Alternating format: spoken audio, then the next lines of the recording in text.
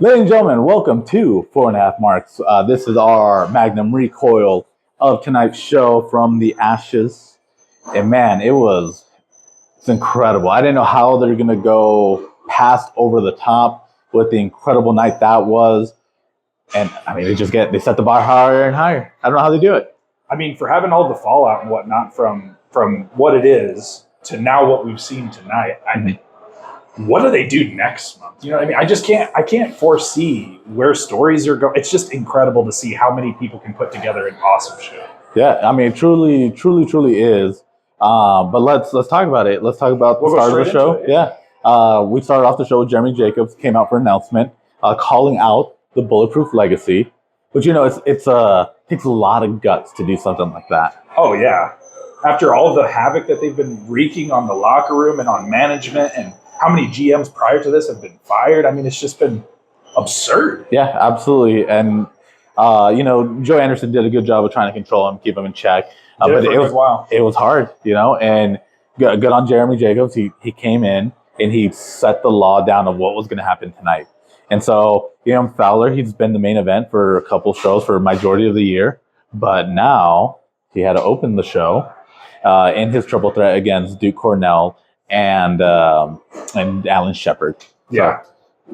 Called an audible and said, let's get this over with. Yeah, let's just come out. Man, he handled himself well. And it's hard to do with someone with the likes of Alan Shepard, with the likes of Duke Cornell, who have very, they're very nice men to us, at least, but they have very sadistic minds. Immensely. I mean, just the fact that we got to see 2 smiles tonight, our tickets were covered. Yeah, honestly, yeah. Because, Fowler, we've seen, he's very cocky. He smiles at us, but for sure. But it's not a good smile. No. So, but now we saw a good smile tonight. And then Duke, same thing. When he smiles, it's a little scary because it's like, what are you thinking? And he kind of enjoyed it, I feel like. I think, too, a little bit. I mean, we had a chop off, and they were between Alan Shepard and Duke Cornell, and Two behemoths just chopping the mess out of each other. And they were smiling at each other the whole time, that they were chopping. So, of course, Fowler able to get the win tonight. He was just faster and smarter. I mean, he capitalized at the right moment and pulled in the win like a slippery little snake does, right? Yeah, absolutely. And that's how it is. We gotta give credit where credit's due. Fowler is the man. He's held that title for over a year. It's gonna be close to 2 years now. Soon, that he'll have that belt around his waist. And I mean, we'll just see how much longer he'll have that. Just remember, it's almost 2 years since he's turned on us fans. A year. Wild. So, wild. Right. Yeah. Next up, we had Omar Pacheco versus JC Slater. Originally scheduled was Omar Pacheco versus Tim Boston. Of course, card subject to change. We did have that a couple times this night, but very, very good match. We've seen the match happen before outside of Magnum Wrestling, right? And it's always a treat for the fans. But Omar was really, really good tonight. He was firing on all cylinders for sure. Absolutely. But unfortunately, JC was just firing faster. He picked up the win, got the pump handle slam, got the 3 count. It's a very much needed win for Slater. I agree. So we'll just see kind of where both men go from here. Slater offered the handshake to Omar, and he did not want any of it. I feel like for as long as Omar has been here in the new, since he's arrived again, right? It's been very backhanded in a way. Mm-hmm. There's been a lot of people that have extended their hand to Omar, and Omar has declined it, I feel like, almost every time. Yeah, I mean, it's true. So it's not uncharacteristic, but I want to see what he thinks he has in store for himself.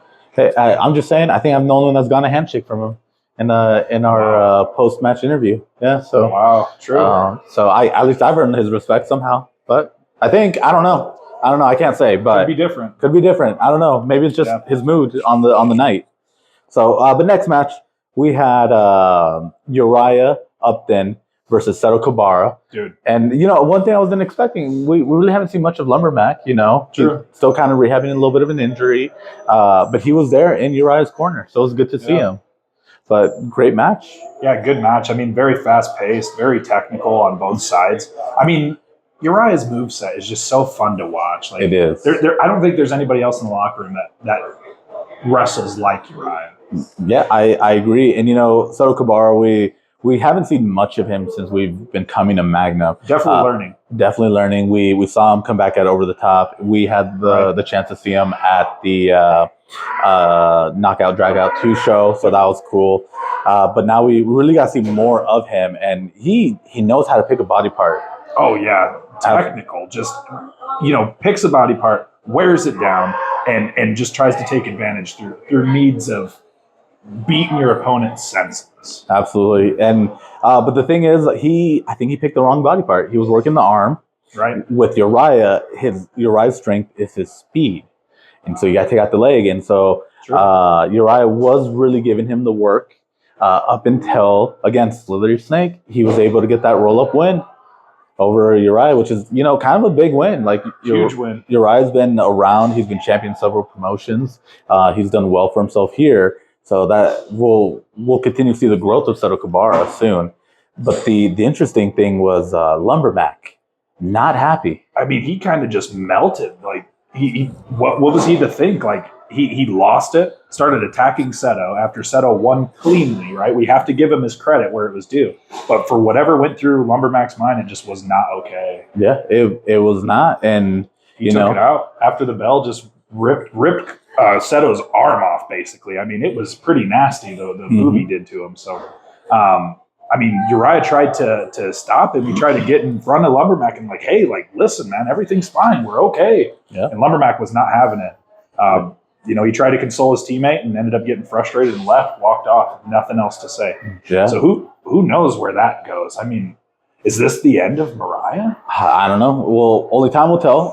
We'll find out next month, December 6th. Yep. But we'll catch that. We'll talk more about that. But yeah, I don't know what's going through Lumbermack's mind. It's just I think just frustration. Yeah, I mean, we've seen him lose control before, but never like this. Uriah. Yeah, never like this. So, but next up we had Donnie Peppercricket. He came out to talk with the fans, and he started, of course, verbally attacking Logan, attacking Joey Anderson and Jeremy Jacobs. He was just, that man has no filter whatsoever.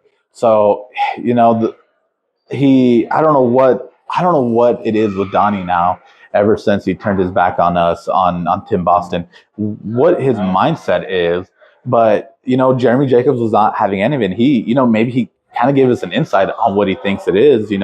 Donnie always being the guy that everybody goes to, trying to grow, and then he was never the handpicked one like Joe Anderson was. Joe Anderson was the one who won a title before, or had the opportunity to win a title before Donnie, and he capitalized on it. Yep. And then Joey Anderson had this opportunity as a GM, and not Donnie. So it's he kind of laid down the law on it. But Jeremy's kind of tired of it. Yeah, true. And he's saying that he'll see Donnie next month in the ring. Yeah, which is going to be insane. So the returning Snowflake. I mean, I can't wait. I've seen a little bit of him. I can't wait to see him personally with my own eyes. So it's going to be a great, great match. Yeah. I mean, one thing I respect about Donnie before we moved on, he's one of the few people in that locker room that tell you exactly what he thinks. There's no beating around the bush. He is straightforward. He tells you what he thinks. He gets stuff accomplished. I mean, one thing respectable for sure. Maybe in the manner that he does it, we can talk about it, but he's very clear cut. And that's one thing we have to make sure that everyone knows. Yeah, he truly is. And we'll just see what happens. Joe Anderson, he lost the job because of Donnie. So true. Is he targeting GMs now? I don't know what his, again, we don't know what his end game is. We don't fully understand what it is. Jeremy Jacobs did a great job of laying it all out for us. But is that why? True. We don't know. December 6th, we'll find out, hopefully. We'll find out, hopefully.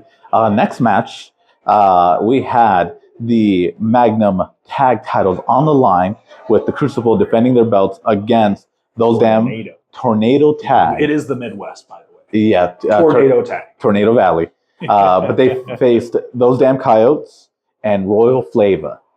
Dude, this was our first time seeing them, Royal Flavor. We've seen that damn Coyotes one time, or those damn Coyotes one time. Mm-hmm. And we've seen members of that group, like, on and off. Yeah, and we already knew what to expect from them. Royal Flavor was completely new to us. I think all of the marks. And, man, were we surprised. Yeah, I mean, first of all, like, the gear, amazing, nice and bold. But their offense, like they did things that I've never seen. Tag team wrestling at its finest. Absolutely, like the Spice Rack. Yeah, that incredible. Just, I hope we can find that clip somewhere. Yeah, somewhere. Please, let us get that. Or if not, look it up. Check out Royal Flavor on social media. Yep. And we'll have them tagged somewhere on our socials. So tell check them the that Mark out. Sent you. Tell them the Mark sent you. But yeah, incredible team. It was cool seeing them. They did a smart decision between those damn Coyotes and Royal Flavor. They decided to team up and go against the Crucible. Yes. Get them out. And it's like, hey, now it's time our turn. Let's get new champs here, one or the other. Yeah. And man, it was just hard-hitting, fast-paced. I mean, again, the Crucible, time and time again, have not been stopped. Have not. They've told us time and time again, do not bet on them. And yet here we are still betting on them. Yeah, you know what I mean? It's just tough to put it together. Again, as dominant as they have been, it's been tough to think who could actually step up and take the challenge. Yeah. Now, here's what Magnum did, is they threw 2 tag teams against them, which incredible showing by everybody. Yep. But the fact that the Crucible still came out on top, it's difficult to understand who can actually take these guys down. Yeah, I will still bet against the Crucible when it makes sense to me. Like I thought O'Shea and Omar had it, and I was wrong. They were so close. They were so close. But if it makes sense, I will bet against them. I'll be a betting man on that. But it's harder and harder to face those odds. Listen, for not knowing Royal Flavor and seeing what they brought to the table, they definitely had a chance. They did. I would love to see them run that back, but in an actual tag team. Yep, I agree. I think that'd be an incredible matchup to see. Something that the Magnum Militia would be very excited to see. 100%. So we'll see. We have no influence. So, but hopefully, we're putting it out in the universe. Let's see if we can make it happen. Yeah, that's all we can ask for. But next up, we had Brandon Nitro versus Christian Rose. Man. Christian Rose is no slouch. We've seen him face Fowler before. We've seen him face a lot of other competitors here, competitors in just all around the Midwest. Yeah, he's a household name. I feel like in the Midwest for sure. I agree. He said it himself. He is known, and so is Nitro. That's why he wanted to have this match. He specifically called out Brandon Nitro, wanting this match, wanting to face them because they never have here. True. So, and I mean the train ride that we've been on with Nitro, it's hard to go against that man, right? Every one of the marks love this guy. Absolutely. 100%. I mean, even my mom loves him. I know it's like a joke, but I'm dead serious. Yeah. We were all behind him just to see them go against each other. And then the roll, or it was a baseball slide, right? Yeah, it was a baseball slide. It's a backslide. Yeah, it's a backslide. It's inside joke. Yeah. It's a backslide, and then use the ropes to win.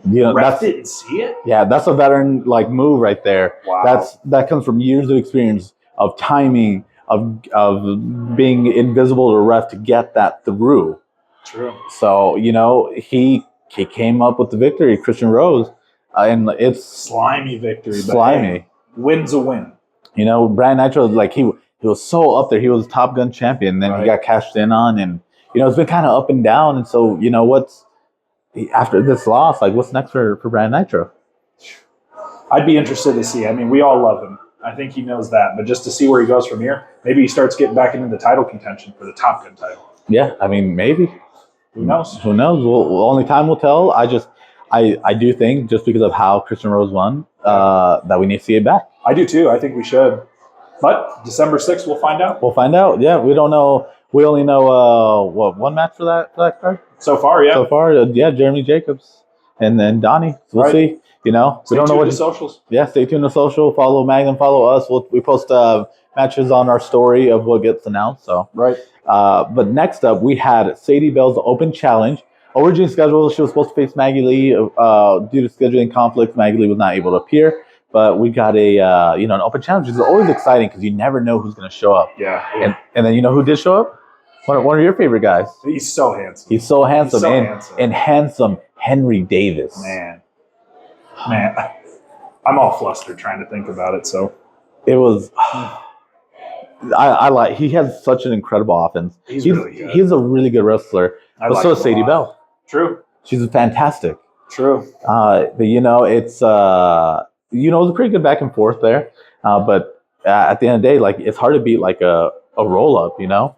Like when you spend all the time cheating like Henry Davis does, like you get caught up in it where a simple roll up is what it takes to take the win. True. So, but good match. You gotta do what you gotta do, right? You gotta do what you gotta do, and Sadie did with that roll up. Yeah, I'd be interested to know too. I know we talked about it like off camera, but is this her first intergender match in Magnum? I believe so. I mean, we could get fact checked if someone from Magnum Management wants to listen in the comments below.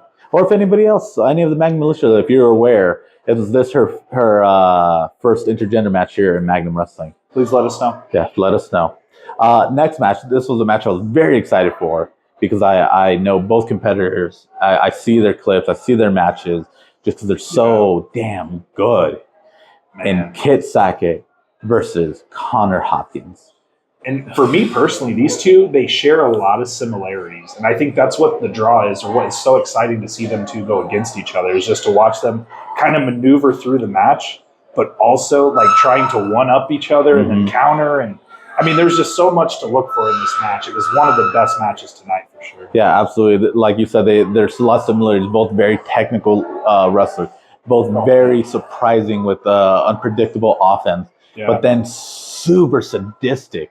Too, in the way that they wrestle and the things they can do. Like Connor Hopkins, like if you've seen him, he recently went against El Hijo del Vikingo. Insane. He's gone against like Badger Briggs and had these crazy matches.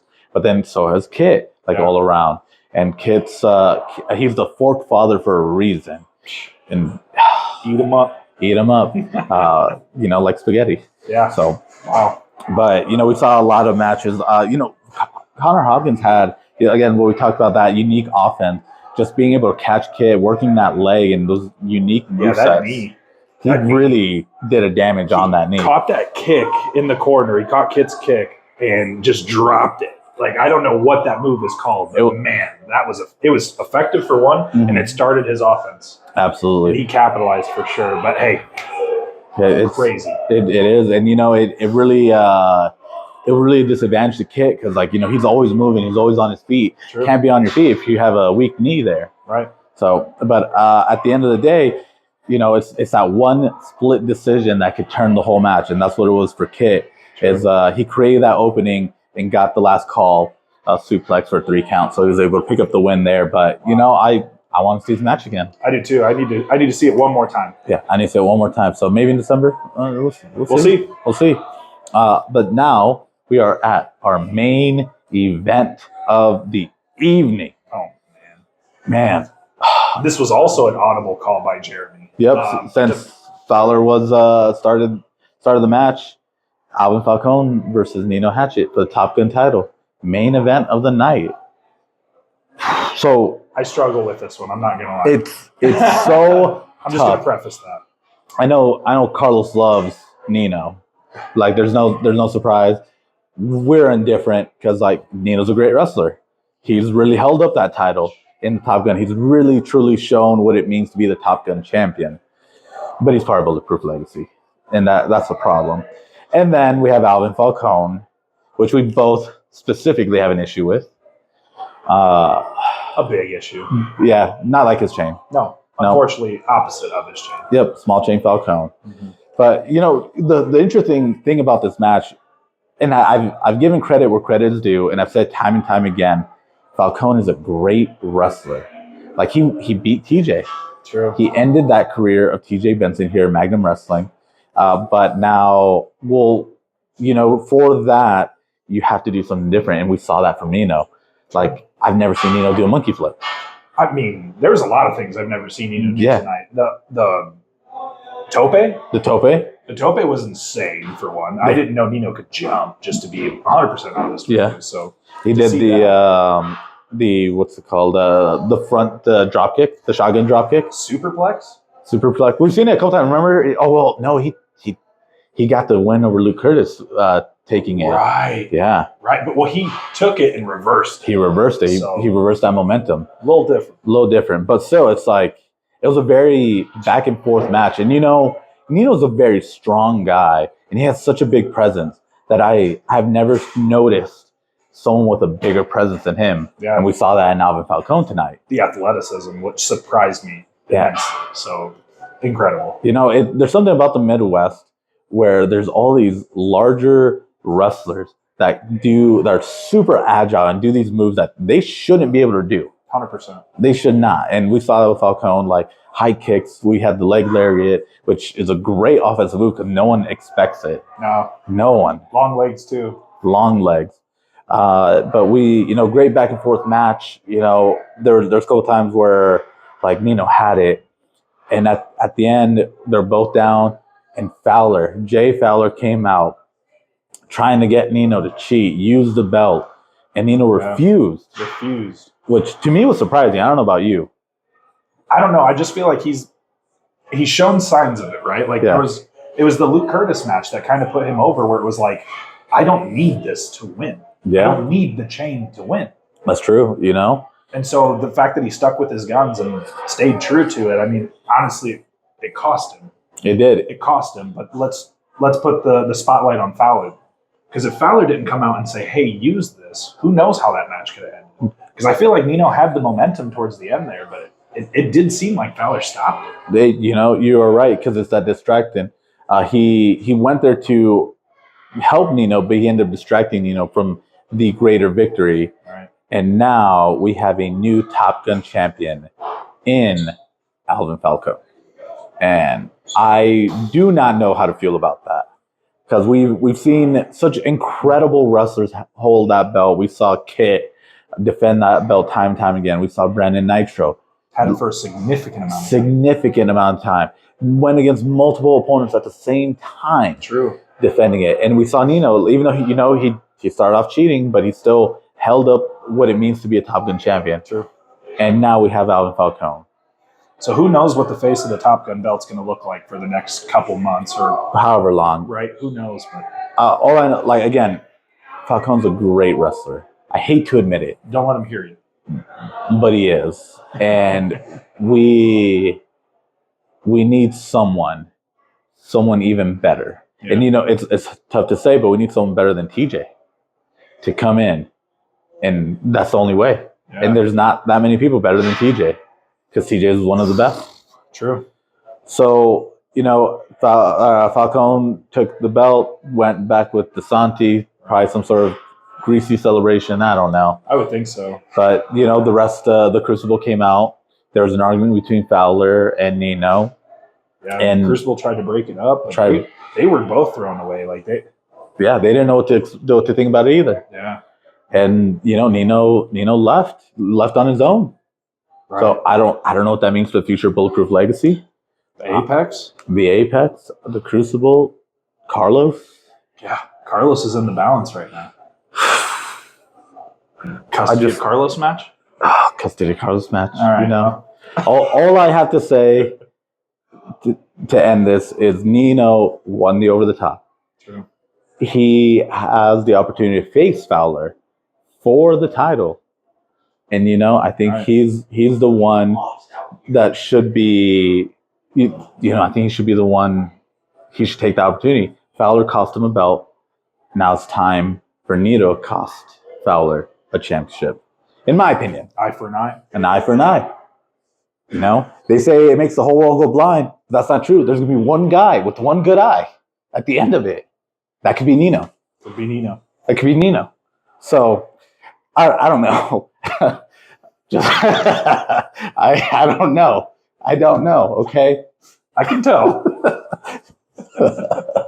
Sorry, ladies and gentlemen. Wrestling fans with no eyes would be a problem. It would be no problem. But this is about the wrestlers. This is about the wrestlers. I will go off on a tangent. I'm very tired, ladies and gentlemen.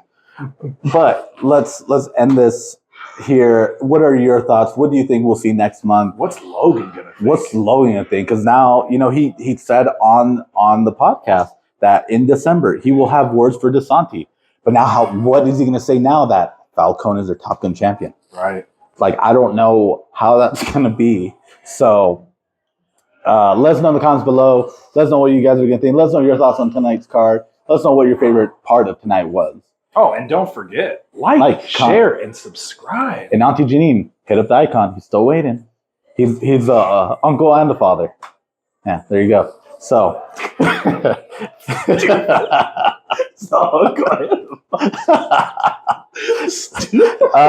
anyways, ladies and gentlemen, if that chick bounces, so do you.